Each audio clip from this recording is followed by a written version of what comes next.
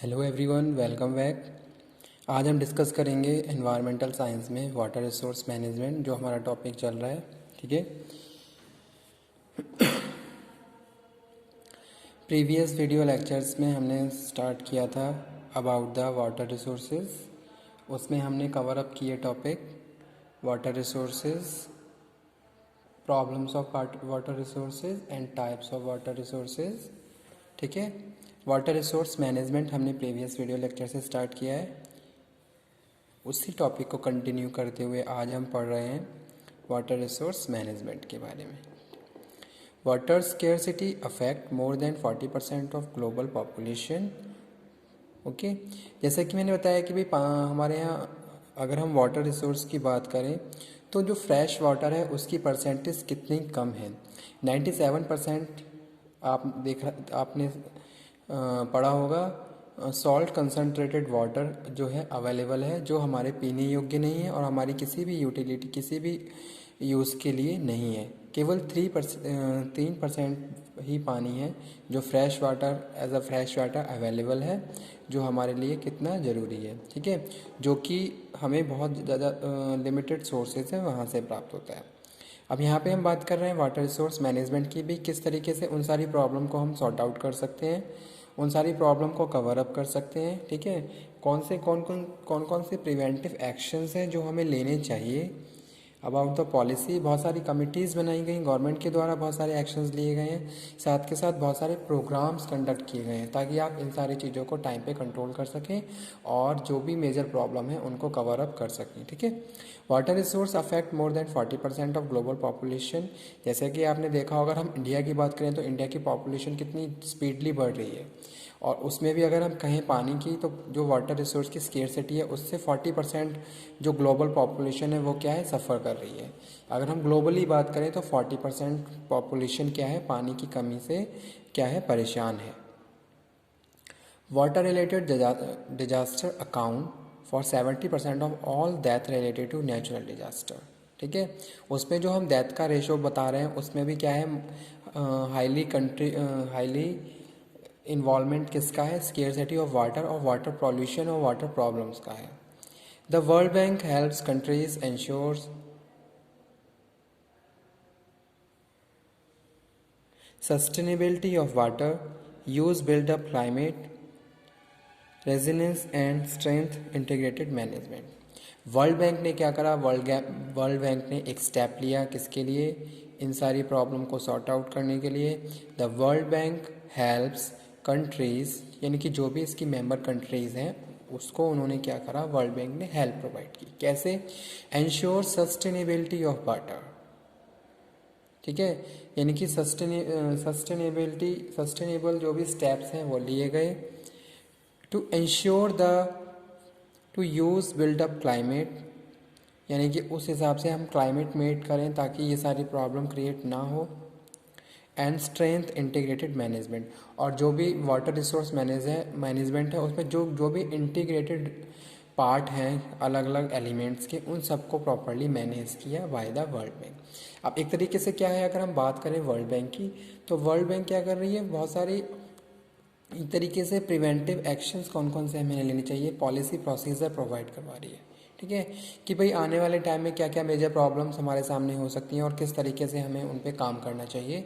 तो world bank ने दोनों ही चीज़ों पे काम किया, स्ट्रेटजी फॉर्मुलेशन पे भी काम किया है, साथ के साथ हेल्प टू द फाइनेंशियली भी प्रॉपरली हेल्प किए किसकी, मेंबर कंट्रीज़ की, ताकि वो अपने अपने कंट्रीज़ में जो ये इस टाइप की प्रॉब्लम्स अकर हो रही हैं उनको क्या कर सकें, कंट्रोल कर सकें और बहुत सारे प्रिवेंटिव एक्शंस ले सकें। जैसे आप देखते हैं, हम अपने इंडिया की बात करें तो हमारी गवर्नमेंट बहुत ज़्यादा कॉन्शियस है आजकल जो हमारा जो एनवायरनमेंट है उसके लिए। ठीक है, कोई भी ऐसी प्रैक्टिसेस नहीं होनी चाहिए जो जिससे हमारा क्लाइमेट, हमारा एनवायरनमेंट पॉल्यूट हो, चाहे हम उसमें किसी भी फैक्टर्स की बात करें। तो अगर वाटर रिसोर्स की बात करें तो ये भी एक अलग तरीके से गवर्नमेंट ने एक प्लान बनाया है, एक अलग एरिया डिसाइड किया। ठीक है, और उसके हिसाब से फिर क्या है, बहुत सारी पॉलिसी बनाई, बहुत सारे एक्शंस लिए गए, लोगों को अवेयर किया गया, टेक्निकल बिल्डअप किया गया। ठीक है, तो ये सारे काम किए जा रहे हैं किसके द्वारा, वर्ल्ड बैंक के द्वारा as well as the government. ठीक है, यहाँ पे मैंने कुछ पॉइंट लिखे हैं जिनको मैं वन बाय वन डिस्कस कर रहा हूँ।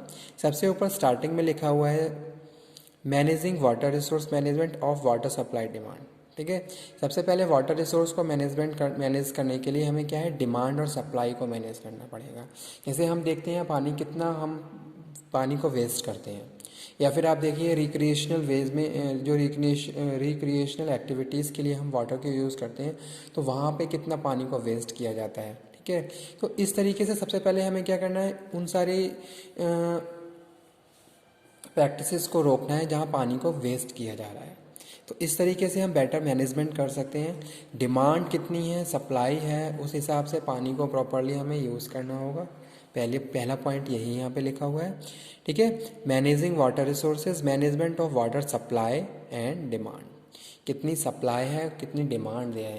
अब आपने देखा होगा कुछ ऐसी सिटीज़ हैं जहाँ सब डिमांड तो है लेकिन सप्लाई नहीं है, तो उन लोगों को कितनी परेशानी का सामना करना पड़ सकता है ये आप समझ ही सकते हैं। ठीक है, लेकिन कुछ ऐसे एरिया भी हैं जहाँ डिमांड से ज़्यादा सप्लाई है, यानी कि डिमांड कम है लेकिन सप्लाई इतनी ज़्यादा है कि उसको वेस्टेज किया जाता है, ओवर यूटिलाइजेशन, ओवर एक्सप्लोटेशन की बात करें तो ये सारी प्रैक्टिसेस वहाँ पे देखी गई। अब हमें क्या करना है, हमें इन सब चीज़ों को रोकना है ताकि आने वाले टाइम में वो एरिया वैसे ही सिचुएशन को फेस ना करें जैसे कि वो एरिया फेस कर रहे हैं जहाँ पानी की बहुत ज़्यादा स्केर्सिटी है। सेकेंडली मैं बात करूँ information of water demand, irrigation, fisheries, industry etcetera. ठीक है, अब पानी को हम कैसे डिफरेंट वे में यूज़ कर रहे हैं एज अ वाटर रिसोर्सेज, तो यहाँ पे हम बात कर रहे हैं इरिगेशन जो हम मेनली यूज़ करते हैं। अगर हम इंडिया की बात करें तो largest population depend on agriculture और वहाँ पे पानी की रिक्वायरमेंट है। ठीक है, फिशरीज़ मछली पालन के लिए, इंडस्ट्रियल फैक्टर्स भी यहाँ पे प्रॉपरली हम कंसीडर कर रहे हैं कि इंडस्ट्रियलाइजेशन हम कर रहे हैं और साथ के साथ जब हम इंडस्ट्रियलाइजेशन कर रहे हैं तो हर इंडस्ट्री में पानी की रिक्वायरमेंट है। अब किस तरीके से हमें वहाँ रिक्वायरमेंट को, वहाँ जितनी डिमांड है उसको सप्लाई देनी है और प्रॉपरली मैनेज भी करना है। आपने देखा होगा अगर इस तरीके की कोई प्रैक्टिसेस हम कर भी रहे हैं तो वहाँ पे हमें ये इंश्योर करके चलना है कि पहली चीज़ तो वेस्टेज ना हो, दूसरी चीज़ अगर हम उसको यूज़ कर रहे हैं तो उसको पॉल्यूट ना करें। ठीक है, जैसे आपने देखा होगा बहुत सारी इंडस्ट्रीज चल रही हैं, केमिकल इंडस्ट्रीज चल रही हैं, तो केमिकल को यूज़ करते हैं वो लोग पानी, तो वहाँ पे किस तरीके से ड्रेनेज सिस्टम सेटअप है। ठीक है, बहुत सारे प्रोविजंस गवर्नमेंट ने भी लगाए हैं कि भाई आप इंडस्ट्री चला रहे हो, फैक्ट्री चला रहे हो भाई, तो भाई आप अगर इस तरीके से आपकी फैक्ट्री में पर डे एक क्वांटिटी, इतनी क्वांटिटी से ज़्यादा जैसे 10,000 लीटर से ज़्यादा पानी यूज़ कर रहे हो तो आपको ये प्रोविजंस फॉलो करने पड़ेंगे, ये ड्यूटीज़ फॉलो करनी पड़ेंगी। ठीक है, प्लांट लगाना पड़ेगा, पानी को प्रॉपरली ट्रीट करके आप ड्रेन करोगे। तो ये सारी चीज़ें हम बात कर रहे हैं। इंफॉर्मेशन, वाटर डिमांड, पहली चीज़ तो ये, और साथ के साथ उसको किस तरीके से हमें प्रॉपरली इफ़ेक्टिवली यूज़ करना है ताकि ओवर वेस्टेज ना हो और पॉल्यूशन ना बढ़े। ठीक है, नेक्स्ट हम बात कर रहे हैं information of water supply in each water management unit. तो information of water supply in water management unit, भाई कहाँ पे कितना पानी रिक्वायर्ड है, ठीक है, उसको हम किस तरीके से मैनेज कर सकते हैं। जैसे आपने देखा होगा कहीं कहीं इरिगेशन की बहुत ज़्यादा प्रॉब्लम हो जाती है तो वहाँ पे बहुत सारे गवर्नमेंट ट्यूबवेल्स वगैरह लगाए जाते हैं। कहाँ उन सारी चीज़ों को कैसे हम मैनेज करेंगे, रिक्वायरमेंट तो सबको है, सारे फार्मर्स को रिक्वायरमेंट है, तो किस तरीके से हमें सबको प्रॉपरली फैसिलिटीज़ प्रोवाइड करवानी है, ये भी वाटर रिसोर्स मैनेजमेंट का ही पार्ट है। उसके बाद हम बात कर रहे हैं using water resource in agriculture industry. जैसा कि अभी मैंने डिस्कस किया कि भाई पानी की उपयोगिता तो हमारे सिंचाई के लिए भी है, हमारे इंडस्ट्री के लिए भी है, जो भी हम फैक्ट्री चला रहे हैं वहाँ पे पानी की रिक्वायरमेंट है। ठीक है, अब हमें ये इंश्योर करके चलना है कि हम प्रॉपर सप्लाई दे सकें, साथ के साथ मैनेजमेंट। ठीक है, supply safe water supply system development. Safe water you have to supply, जैसे अगर हम किसी भी एक शहर की बात करते हैं तो वहाँ पे पानी की सप्लाई भी वहाँ की जो भी म्यूनिसिपल पार्टी होती है उसकी एक रिस्पॉन्सिबिलिटी होती है। Safe and clean water you have to supply to your public.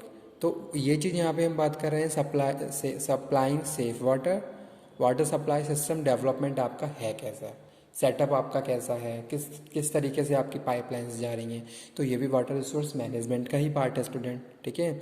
अब आपने देखा होगा कहीं कहीं लीकेज की प्रॉब्लम आ जाती है तो वहाँ पानी वेस्टेज होता है, या फिर अगर हमने कोई इस तरीके से, जैसे सपोज़ हमने कोई टैंक लगाया हुआ है तो उसकी भी क्लीनिंग बहुत ज़्यादा ज़रूरी है ताकि सेफ़ एंड क्लीन वाटर आप सप्लाई कर सकें। तो ये सारे पार्ट किसके हैं, मैनेजमेंट का ही पार्ट है। हमें हर चीज़ में क्या करना है, हर चीज़ में मैनेजमेंट करके चलना है।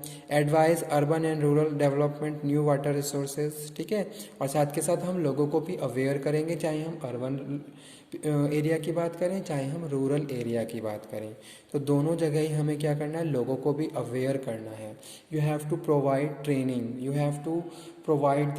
have to conduct the various program which are related to your water resource management। साथ के साथ नए नए रिसोर्सेज को हम किस तरीके से यूज़ कर सकते हैं, ठीक है। तो वो यहाँ हम बात कर रहे थे आज के इस टॉपिक में। तो आज का टॉपिक यही था, वाटर रिसोर्स मैनेजमेंट, जहाँ हमने बात करी various factors which are usable for us, ठीक है, वाटर रिसोर्स, और साथ के साथ किस तरीके से हम उसको मैनेज कर सकते हैं। बहुत सारी पॉलिसीज़ हमें बनानी होंगी, गवर्नमेंट ने बहुत सारे एक्शंस लिए हैं, हमें उनके साथ काम करना होगा, तब जाके हम फाइनली इन सारी प्रॉब्लम को दूर कर सकते हैं। तो यही आज का लेक्चर था वाटर रिसोर्स मैनेजमेंट का, ठीक है। यहाँ हमने बात करी demand and supply, use, policy making, policy formulation, strategy implementation, ठीक है, preventive actions as well as the international body, international organization, world bank, इन सारे पॉइंट को हमने आज के इस वीडियो लेक्चर में कवर अप किया। तो okay, thank you very much आज के टॉपिक के लिए। नेक्स्ट लेक्चर में हम फिर एक न्यू टॉपिक डिस्कस करेंगे। Thank you very much. Topic has finish, water resource management, ठीक है, वाटर रिसोर्स।